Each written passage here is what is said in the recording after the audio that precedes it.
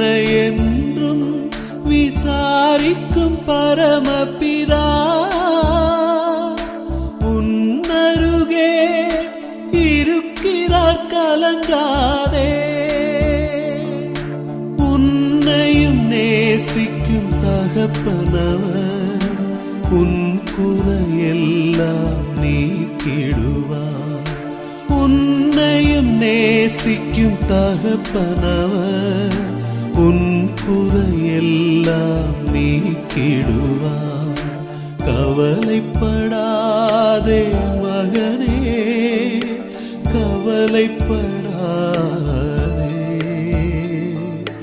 கவலைப்படாதே